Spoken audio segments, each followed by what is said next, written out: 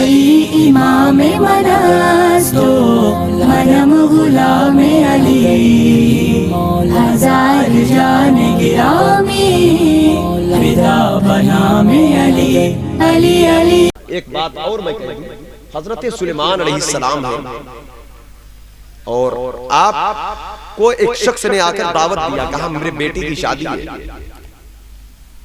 میرے بیٹے کی شادی ہے اور آپ ولیمے میں شرکت فرمائیں۔ کہا ٹھیک ہے۔ باپ بیٹے کا جانا بہتر نہیں ہے، کیونکہ جس گھر کی شادی میں آپ جا رہے ہیں آپ کے جانے سے پہلے اس گھر میں ماتم ہونے والا ہے۔ کہا مطلب کیا؟ کہا میں ملک الموت ہوں۔ کہا میں جان رہا ہوں آپ ملک الموت ہو۔ جناب اسرائیل علیہ السلام ہو۔ کہا ہاں۔ کہا آپ وہاں پہنچیں گے، آپ سے پہلے میں پہنچ رہا ہوں۔ کیا کرنے جا رہے ہو؟ کہا جس جوان کے ولیمے میں جا رہے ہوں اسی جوان کی روح لینے میں جا رہا ہوں۔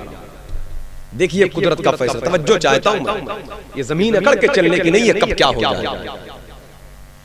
اس کی بارگاہ میں عاجزی کے ساتھ سر جھکا کر مانگتے رہے تک یافیت باقی۔ سلیمان علیہ السلام کہتے میں وعدہ کر چکا۔ کہا میں بھی، میرا بھی رب سے وعدہ ہو چکا، رب کا حکم ہے اور ہم آپ جانتے ہیں ہم فرشتے اللہ کے حکم کی تعمیل کرتے ہیں۔ ایسا نہیں ہم بے رحم ہیں، ایسا نہیں ہے، لیکن ہم رب کے حکم کے فرما بردار ہیں۔ ہم ایک سیکنڈ نہ آگے جاتے ہیں نہ پیچھے، ہم ہٹتے نہیں۔ ایک ایک وقت میں کروڑوں کی روحوں کو قبض کرنا ہوتا ہے اور ہم کو ایک ہی وقت میں سب کی روح لینا ہے۔ یہ ملک الموت کی شان ہے، یہ ملک الموت کی شان ہے۔ ملک الموت غلام ہے میرے آقا کے۔ ملک الموت ایک مقام پر ایک وقت میں کروڑوں ملکوں میں جا کر کروڑوں کی روح قبض کرتے ہیں، تو میرے مصطفیٰ کروڑوں جگہ سے کروڑوں کا درود و سلام کیوں نہیں سنتے؟ جب غلام اتنی شان والا ہے تو آقا کی شان۔ حضرات کرام اس لیے حضور سے محبت کریں۔ بہرحال ملک الموت یہ کہہ کر چلے گئے۔ دوسرے دن سلیمان علیہ السلام کے پاس پھر اس لڑکے کے والد آئے۔ کہا اے اللہ کے نبی آپ نے وعدہ کیا تھا ولیمے میں شرکت کرنے کے لیے اور آپ آئے نہیں، بات کیا؟ آپ آئے نہیں، بات کیا ہے؟ سلیمان علیہ السلام حیرت زدہ ہو گئے۔ تو کہا کیوں شادی ہو گئی خیریت سے؟ کہا ہاں الحمدللہ بڑی خوشی رہی، بہت اچھا رہا، بس آپ کی کمی محسوس ہوئی۔ سلیمان علیہ السلام حیرت زدہ ہوئی، ارے یہ تو ملک الموت نے مجھ سے کہا ہے کہ میں روح قبض کرنے جا رہا ہوں، اور بیٹے کا انتقال ہوتا تو یہ شخص اتنی خوشی خوشی نہ آتا، اس کا مطلب انتقال نہیں ہوا ہے۔ اور سوچ میں پڑ گئے کہ فرشتے جھوٹ بھی نہیں بولتے، فرشتے خطا سے پاک ہیں، فرشتے معصوم ہیں، فرشتوں کے تعلق سے غلط گمان بھی کفر ہے۔ اتنا یہ گمان پیدا ہی ہو رہا تھا کہ ملک الموت پھر آ گیا۔ سلیمان علیہ السلام کو جواب نہ دے پائے اس شخص کو، ملک الموت پھر آ گیا۔ کہا اے ملک الموت آخر یہ کیا مانگ رہا ہے؟ کہا حضور میں نے جو کہا تھا میں سچا ہوں، ہم فرشتے خطا سے پاک ہیں، اللہ نے تو دو ہی مخلوق معصوم بنایا ہے، انبیاء اور فرشتوں کو، اور سب محفوظ ہیں۔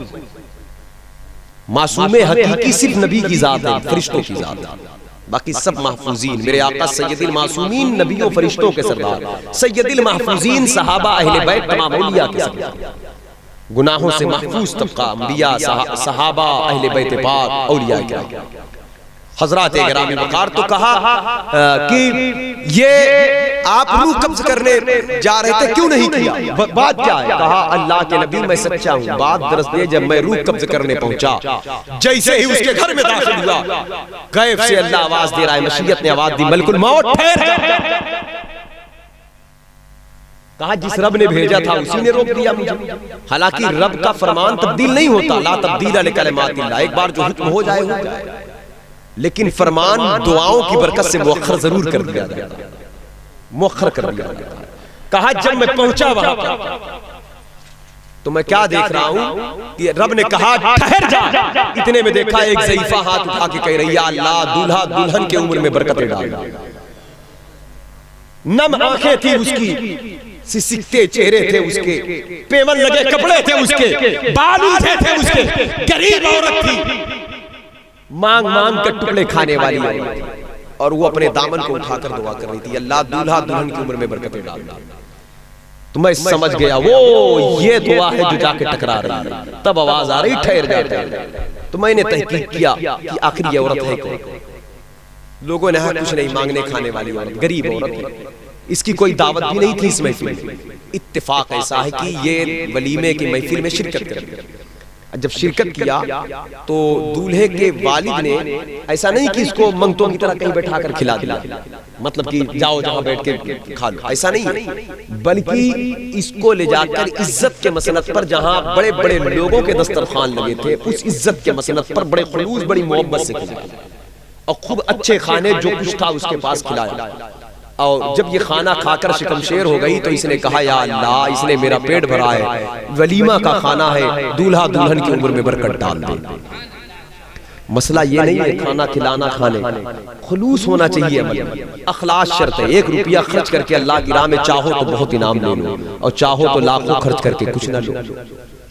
وہ ذرا فیلنگ ہوتی نا اندر سے، ایک عمل کرنے کا انداز کیا ہوگا؟ ایک ہوتا کراہیتاً، آدمی نے زکات دیا کراہت لوٹ سمجھ کے، روزہ رکھا لوٹ سمجھ کے، نماز پڑھا لوٹ سمجھ کے، غریب کو دستمال دیا لوٹ سمجھ کے، تو لوٹ کے سمجھنے کی وجہ سے عبادات کا نور اس کی روحانیت ختم ہو جاتی ہے۔ رب کی مرضی کچھ دے یا نہ دے، ایک بندہ ہے 2 ہی روپیہ غریب کی جھولی میں ڈالنا، بڑی محبت سے ڈالنا ہے، بڑے پیار سے ڈالنا ہے، تو وہ دو نہیں رہتا، انعام بڑے بڑے آتے ہیں۔ آج ہم ایک تو کچھ کرنے کو تیار نہیں، کچھ کرتے بھی ہیں تو لوٹ سمجھ لیتے ہیں۔ زکات دینے کی اتنی مال کی زکات اس کو ہم ٹینشن سمجھ لیں، روزہ کیسے رکھیں گے، نماز کو اپنے اوپر لوڈ سمجھ لیا، اب لوڈ نہیں، عبادات محبت چاہتی ہے۔ فرمایا ہے میرے آقا نے میرے صحابہ 1 مشت جو خیرات کر دے، تم احد پہاڑ کے برابر سونا خیرات کرو۔ احد مدینہ منورہ کا وہ پہاڑ جو 8 کلومیٹر کی لمبائی چوڑائی میں پھیلا ہوا ہے، اور جس پہاڑ کو ہم لوگ عاشق رسول کہتے ہیں کیونکہ وہ حضور سے محبت کرتا ہے۔ سرکار نے فرمایا یہ پہاڑ مجھ سے محبت کرتا ہے اور میں اس سے محبت کرتا ہوں۔ اہل مدینہ کہتے ہیں احد پہاڑ کو ہم دیکھتے ہیں تو ہماری آنکھوں میں سرما لگ جاتا ہے۔ پوچھا گیا کہ آپ کی آنکھوں میں سرما کیوں لگ جاتا ہے؟ کہا اس لیے کہ وہ پہاڑ عاشق رسول ہے۔